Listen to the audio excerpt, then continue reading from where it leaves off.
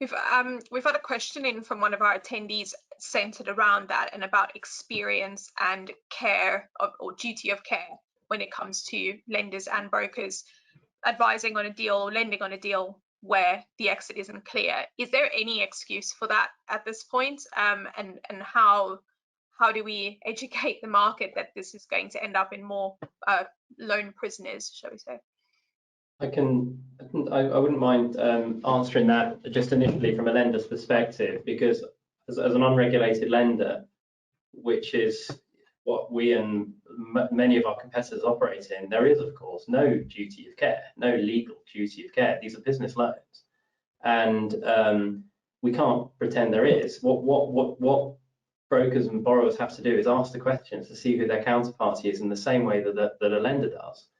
And we do feel a duty of care at Ortus. We always have done, and it's not because there's anything written down in a law anywhere. It's because it's a question of right and wrong and how you want to spend your career and spend your life, and what you want to do each day. Do you want to do good or do you want to do harm? And I think that what the way we've always seen things is we know where it'll end up if things go wrong. Every single person on this call has seen that happen around them in this industry. So our view is, it's up to the brokers, and I don't mind getting questioned. I like getting questioned by brokers, and it happens a lot where brokers are saying, hold on a minute, I'm not telling you this deal's going to go wrong. I'm telling you that things can happen. And what will your approach be? Tell me how many times you've been forced in the last, you've been going 8 years. How many times have you been forced? The answer to that question is twice for us. And that should give people some comfort that we're not the sorts of people that do that. So I feel quite strongly about it, as you can probably tell. I think that borrowers are entitled to, for that. That's one of the things, and I know the brokers on this panel will hold lenders' feet to the fire on that very question, to say this is going to go well. Very confident, the borrower's very confident. If it doesn't, what am I dealing with? Because one thing we sometimes find, and it's very difficult, is a case will come to us, and as Kingy just said, a lot of the time during this COVID, cases have come to us, and we're thinking, if you'd come to us at the beginning, if you'd come to us in the first place, you'd be all right. The trouble is, the damage that's been done in terms of your rolled up default interest to your structure and to your business is now making it hard for us to help you. Darren, speaking on behalf of the entire broker community, what do you think? Well, I think in terms of the word that was mentioned earlier on was duty of care.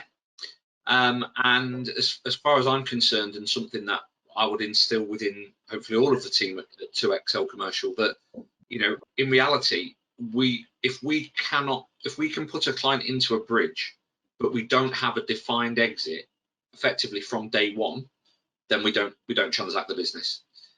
Because for me, and I accept the point everyone said there, that no one knows what in 12 months' time is going to bring. But the way I would assess it is that, and I actually had one yesterday where we were talking to the client about the bridge, and the bridge was available to them.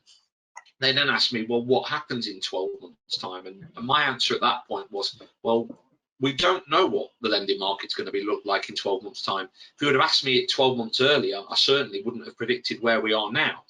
But what I did say to the client is that if that particular deal was due to be refinanced into the marketplace as of today, then we could do that deal.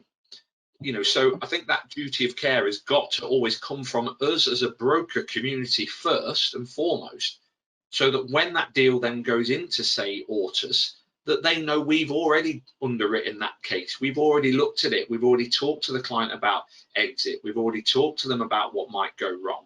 And that really is the ones that separate the wheat from the chaff, as far as I'm concerned, in the broker community, because there'll be brokers out there that perhaps won't look at that, and they'll chase the big fee. They'll chase the fee at the start, the fee to get the deal done, and then ride off into the sunset. And as a firm, and I'm sure that's replicated for the other guys on the panel, that's not where we want to be. And I think certainly, I'm sure the likes of the guys from Ortus here want to deal with the likes of the people who are on this panel on that basis, because we're responsible. We have a duty of care to the client, and yes, it might be classed as an unregulated market, but everybody in our business treats every deal in exactly the same way that an unregulated would, as a regulated one would be.